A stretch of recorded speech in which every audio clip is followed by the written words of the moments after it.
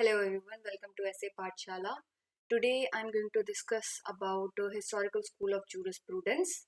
And before I do that, I want to make it clear कि जो PYQs हैं वो हम schools of jurisprudence complete होने के बाद करेंगे. अभी we have 6 schools of jurisprudence and right now I am on the second one.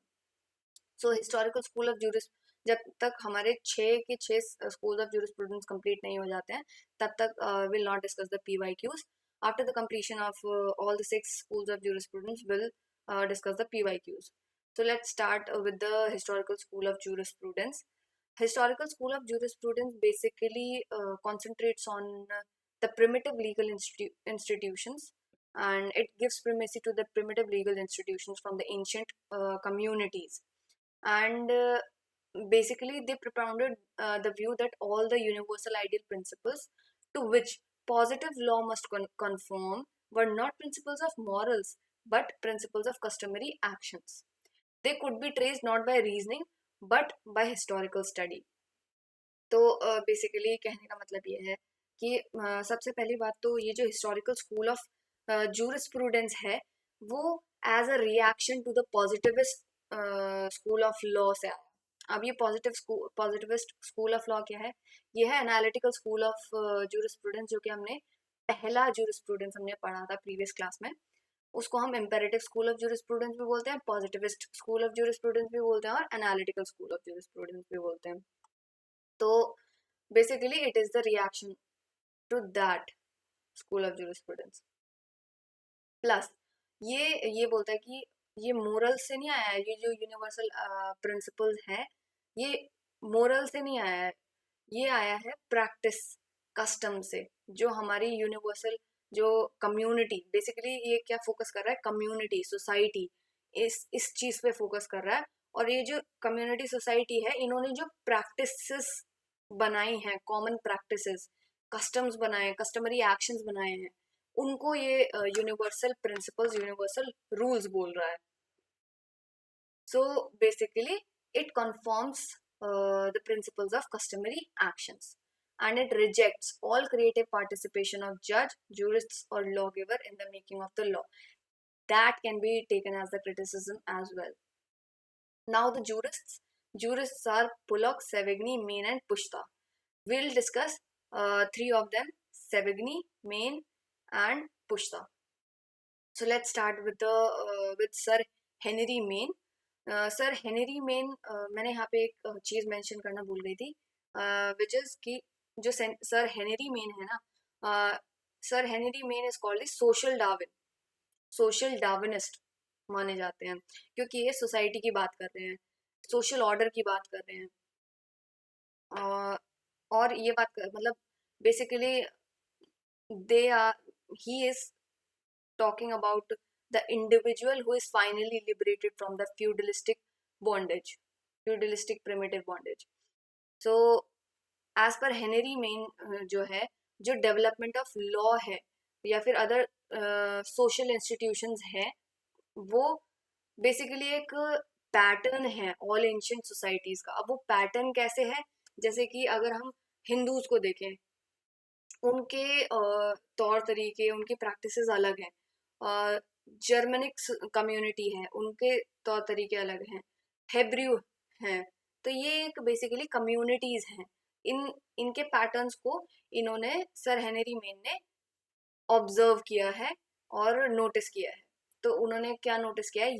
ये जो डायग्राम है, pater फैमिलियास, family group, gents, community और कॉमनवेल्थ, ये एक पैटर्न उन्होंने नोटिस किया है. अब पैटर फैमिलियास क्या है? Pater familias basically is the lowest unit of primitive society.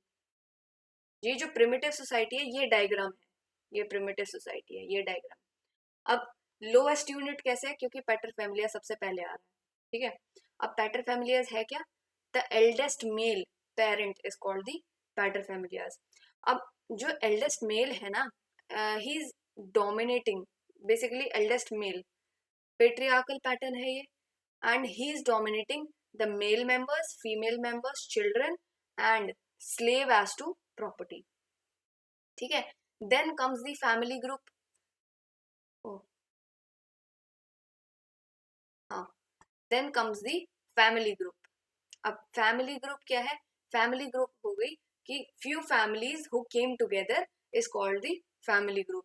लेकिन अगर इन्हीं का ही एग्रीगेट बन जाता है, मतलब फ्यू से बहुत सारे फैमिली ग्रुप्स एक साथ आ जाती हैं, तो एक ट्राइब फॉर्म हो जाती है, जेन्स फॉर्म हो जाती है.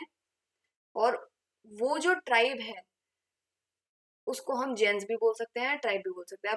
अब हमने जेन्स की बात, पैटर फैमिलियास की बात कर ली, फैमिली ग्रुप की बात कर ली, जेन्स की बात कर ली. अब ये जो जेन्स है ये ट्राइब है. अब एक ट्राइब बनाई हमने, ऐसी ही दो या दो से ज्यादा ट्राइब्स इकट्ठी आई, कलेक्टिवली आई, तो उसको हम क्या बोल देंगे? कम्युनिटी बोल देंगे. कम्युनिटी या फिर कॉमन वेल्थ.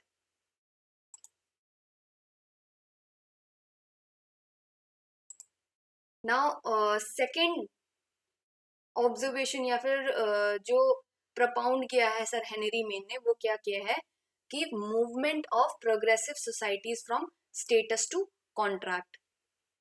अब इसका मतलब क्या है? स्टेटस टू कॉन्ट्रैक्ट, बेसिकली इसमें ये बोला गया है रिलेशन बिटवीन इंडिविजुअल्स.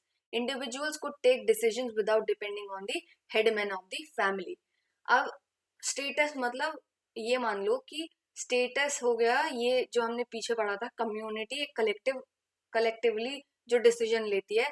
अब वो कलेक्टिवली कौन डिसीजन ले रहा है? हेड ऑफ द फैमिली ले रहा है. तो वो हो गया स्टेटस. और कॉन्ट्रैक्ट क्या हो गया? जो हम अपने इंडिविजुअल लेवल पे डीलिंग्स ट्रांजैक्शंस कर रहे हैं उसे हम कॉन्ट्रैक्ट बोलेंगे. तो जो इंडिविजुअल्स हैं जो डिसीजंस ले रहे हैं individually without depending on the headman of the family, वो उसको हम बोलेंगे कि movement from status to contract. Now यही रिवर्सल ऑफ ट्रेंड क्या हो गया? कॉन्ट्रैक्ट टू स्टेटस हो गया. अब कॉन्ट्रैक्ट टू स्टेटस मतलब क्या हो गया कि फिर से वो एक कलेक्टिव ग्रुप, कलेक्टिवनेस आ गई, कलेक्टिवनेस ऑफ ग्रुप आ गई, और उस ग्रुप को प्रोटेक्ट करने के लिए एक यूनियन बना.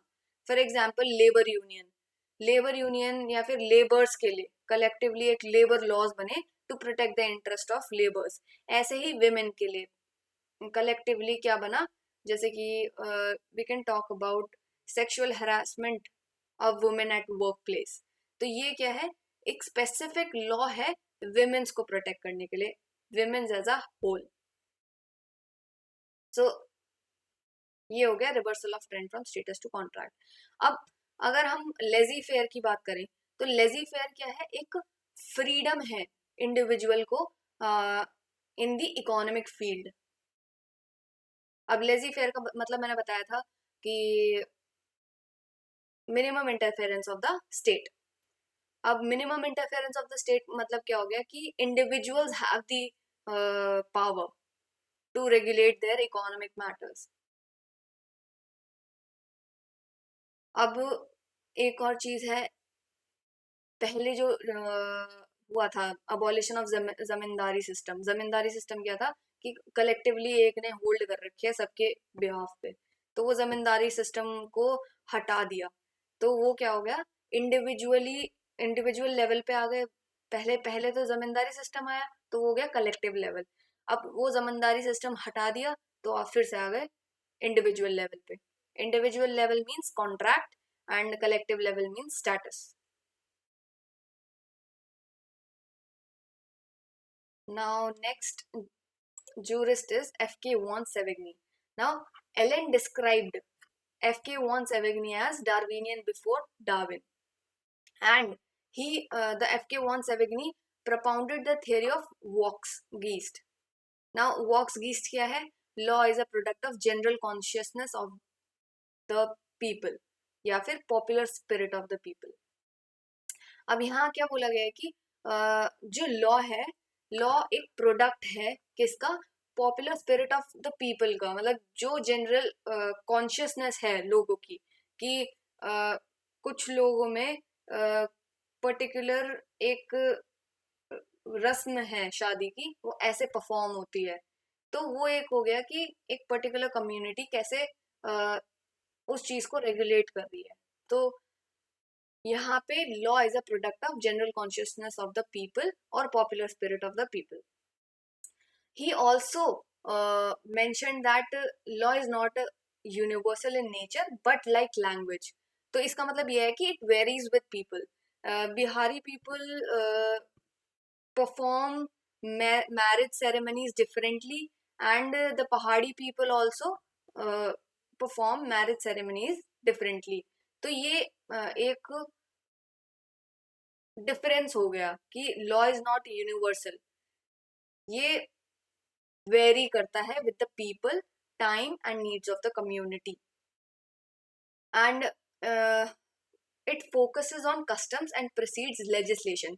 इसका मतलब ये है कि इट जो प्रिमेसी है वो कस्टम्स की ज्यादा है, पहले पहले कस्टम्स आएगा फिर लेजिस्लेशन आ सकता है. And Savigny also opposed codification of German laws. तो ये था आपका basic basic FK von Savigny का. तो हम इसमें 5 चीजें, मतलब 4 चीजें हम नोटिस कर सकते हैं. पहला कि FK वॉन सेवेगिनी ने थियोरी ऑफ वॉक्सगीज दी है. दूसरा कि law is not universal in nature but like language, it varies with the people, time and needs of the community. तीसरा, it focuses more on customs and precedes legislation, and it opposes codification of German laws. Now comes Pushta. Now Pushta is the disciple of Savigny. So he basically improved the Savigny's theory and presented it in a more logical form. So as per Pushta, law comes into existence as a result of conflict between general and individual's will. अब सेवेग्नी ने तो ये बोला कि ये ना trend चलता रहता है with the passage of time. दो ही ट्रेंड चलते हैं, movement of progressive society from status to contract और कॉन्ट्रैक्ट टू स्टेटस. पुश्ता ने उसको क्या बोल दिया कि जहां पे there is a conflict between general and individuals will, वहां पे लॉ का जन्म होता है, वहां पे लॉ एग्जिस्ट करता है. तो law comes into existence for resolving these conflicts. So that's it for today's video. I hope you like this session. So don't forget to like, share, subscribe and comment down below. Thank you. Have a good day.